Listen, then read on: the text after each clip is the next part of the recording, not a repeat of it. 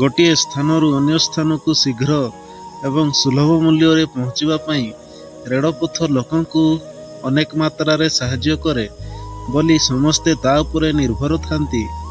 ସକାଳ ହେଉ ହେଉ ସରକାରୀ କର୍ମଚାରୀଙ୍କ ଠାରୁ ଆରମ୍ଭ କରି ଅନ୍ୟ ବିଭିନ୍ନ କାର୍ଯ୍ୟରେ ନିୟୋଜିତ ଲୋକଙ୍କ ଭିଡ଼ରେ ରେଳ ଷ୍ଟେସନ ଚଳଚଞ୍ଚଳ ହୋଇପଡ଼େ।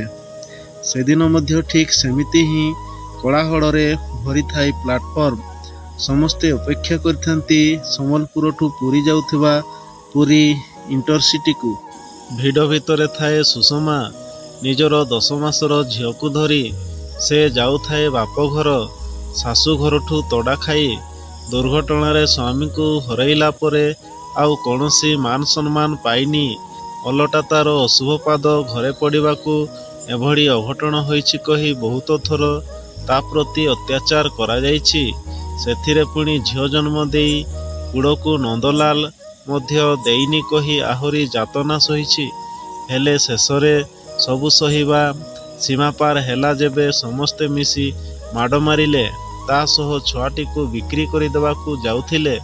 ନିଜ ଅଂଶକୁ ସ୍ୱାମୀଙ୍କର ଶେଷ ଚିହ୍ନକୁ ଛଡ଼ାଇ ନେଲେ ଯେବେ ସେ ପ୍ରତିବାଦ କରି ପ୍ରଚଣ୍ଡ ରୂପ ତା ଦେଖାଇଲା। ସେମାନଙ୍କ ହାତରୁ ନିଜ ଛୁଆଟିକୁ ଛଡ଼ାଇ ଆଣି ଘର ଛାଡ଼ି ପଳେଇ ଆସିଲା। ହାତରେ ଜେନେରାଲ ବଗିର ଟିକଟ ଖଣ୍ଡେ ଧରି ଅପେକ୍ଷା କରେ। ଭିଡ଼ ଦେଖି ପ୍ରଥମେ ଡର ମାରୁଥାଏ କେମିତି ଛୁଆ ସହ ସେ ଚଢ଼ିବ ବୋଲି। ଟ୍ରେନ୍ ଆସିଲା ପରେ ସଭିଏଁ ଦୌଡ଼ି ଯାଆନ୍ତି ଜେନେରାଲ ବଗିକୁ। ଠେଲା ଠେଲି ହୋଇ ଚଢ଼ିବାକୁ ଲାଗନ୍ତି। କଷ୍ଟରେ ସେ ବି ଚଢ଼ିଯାଏ ଶେଷରେ। ହେଲେ ସଭିଏଁ ଆଗରୁ ଆସି ବସି ଯାଇଥାନ୍ତି ବୋଲି ଖାଲି ନଥାଏ କେଉଁଠି।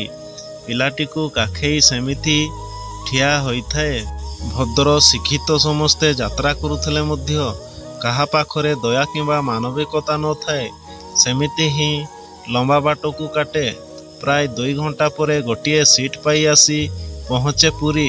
ପୁରୀଠୁ ବସ୍ ଧରି ପୁଣି ଯିବାକୁ ପଡ଼େ 4 ଘଣ୍ଟାର ଦୂର ଗାଁକୁ, ଯେଉଁଠି ସେ ଜନ୍ମ ହୋଇଥିଲା ବଢ଼ିଥିଲା। ଯେଉଁ ମାଟି ଅଗଣାରେ ସବୁ କଷ୍ଟକୁ ଏଡ଼େଇ ଭୋକ ଶୋଷରେ ଆଉଟି ପାଉଟି ହୋଇ ଶେଷରେ ସେ ପହଞ୍ଚେ ଗାଁ ମୁଣ୍ଡେ। ସେଠି ଜଣେ ଭାଇଙ୍କ ସହ ତାର ଦେଖା ହୁଏ। ତାଙ୍କ ଗାଡ଼ି ଯୋଗେ ଆସି ଠିଆ ହୁଏ ଘର ଆଗେ। ବୋଧେ ଆଗରୁ ତା ଆସିବା କଥା ଜଣାଥାଏ ଘରେ। ସେଥିରେ କବାଟ ଆଗେ ଜଗି ରହିଥିଲେ ଭାଉଜ। ସେ ଆନନ୍ଦ ମନେ ଘରକୁ ପାଛୋଟି ନେବା ତ ଦୂରର କଥା, ଘର ଭିତରକୁ ପଶିବାକୁ ହିଁ ଦେଇ ନଥିଲେ। ନିଜ ଲୋକ ହୋଇ ପର ବ୍ୟବହାର ଦେଖାଇ ହୀନମାନର ସୀମା ଲଙ୍ଘିଗଲେ। ସ୍ୱାମୀକୁ ମାରିବା ଦୋଷରେ ଦୋଷୀ କଲା ସହ ଅନ୍ୟ ପୁରୁଷ ସହ ମଧ୍ୟ ନାନାଦି ସମ୍ପର୍କର ବାହାର କରି ଅପମାନରେ ପୋତି ଦେଲେ। କେବଳ ସେତିକି ନୁହେଁ, ଭାଉଜଙ୍କ ଏତେ ସବୁ କଥା ଶୁଣି ମଧ୍ୟ ଭାଇ ଚୁପଚାପ ବସି ରହିବା ହିଁ ସୁଷମାକୁ ସବୁଠୁ ଅଧିକ କଷ୍ଟ ଦେଲା। ସେ ପରଠୁ ଆଶା କରିନଥିଲା।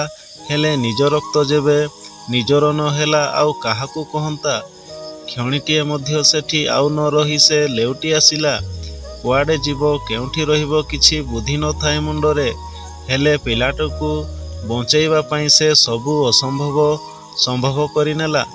ପୁରୀକୁ ଫେରିଆସି ସେଠି ବଡ଼ଦାଣ୍ଡ ଆଗେ ବସି ପଡ଼ିଲା 2 ହାତକୁ ବଢ଼େଇ। ପିଲାଟି ପାଇଁ ଭିକ୍ଷୁକ ପାଲିଟିଗଲା ଶେଷରେ। ଜୀବନକୁ ସେ କାଳିଆ ଠାକୁର ଆଗେ ଟେକି ଦେଇ ଖରା ବର୍ଷା ଶୀତ ସବୁ ମାସ ପ୍ରତିଦିନ ସେଠି ସେ ବସି ରହିଲା। ଦିନକର କଥା, ସୁଷମା ଉପରେ ନଜର ପଡ଼େ ଜଣେ ଦମ୍ପତିଙ୍କ। ସେ ବେଶ ପୋଷାକରୁ କିଛି ମାତ୍ରାରେ ଅସନା ଦେଖାଯାଉଥିଲେ ମଧ୍ୟ କଥା ଭାବରୁ ବେଶ ପରିପୃଷ୍ଟ। ସେମାନେ ତା ପାଖକୁ ଯାଇ ତା ବିଷୟରେ ପଚାରି ବୁଝିଲେ। ସୁଷମାଠୁ କାହାଣୀ ଶୁଣି ପ୍ରଥମେ ପୋଲିସର ସାହାଯ୍ୟ ପାଇଁ କହିଲାରୁ ସୁଷମା ମନା କଲା। ସେ ତା ଏବଂ ତା ସନ୍ତାନ ଜୀବନରେ ଆଉ କୌଣସି କଳାବାଦଳ ଦେଖିବାକୁ ଚାହେଁନା। କେବଳ ଶାନ୍ତିରେ ନିଶ୍ୱାସ ନେଇ ବଞ୍ଚିଯିବ। ସୁଷମାର ମନ୍ତବ୍ୟ ଶୁଣିଲା ପରେ ସେମାନେ ସେମାନଙ୍କ ଚିନ୍ତା ପରିବର୍ତ୍ତନ କଲେ। ସେମାନେ ସୁଷମାକୁ ତାଙ୍କ ସହ ନେଇଗଲେ ତାଙ୍କ ବୃଦ୍ଧାଶ୍ରମକୁ।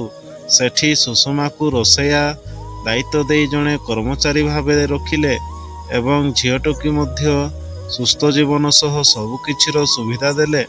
ଭାଗ୍ୟ ବଦଳିବାରେ ସମୟ ଲାଗିଲା ନାହିଁ। ସେଠି ସୁଷମା ଏଇ ସୁନ୍ଦର ଜୀବନ ବିତାଇଲା। ସଭିଙ୍କ ସେବା ଶୁଶ୍ରୂଷାରେ ଖୁସି ଆଶିଷ ମଧ୍ୟ ସାଉଁଟିଲା। ଅନେକ ସମ୍ପର୍କ ହରେଇ ମଧ୍ୟ ସମ୍ପୂର୍ଣ୍ଣ ପରିବାରଟିଏ ପାଇ ଶାନ୍ତିରେ ରହିଲା। ବନ୍ଧୁଗଣ, କାହାଣୀଟି ଯଦି ଭଲ ଲାଗିଲା ଲାଇକ୍ ସବସ୍କ୍ରାଇବ୍ କରି ବେଲ୍ ଆଇକନ୍କୁ ଦବାଇ ଅଲ୍ ଉପରେ ନିଶ୍ଚୟ କ୍ଲିକ୍ କରିବେ। ଧନ୍ୟବାଦ।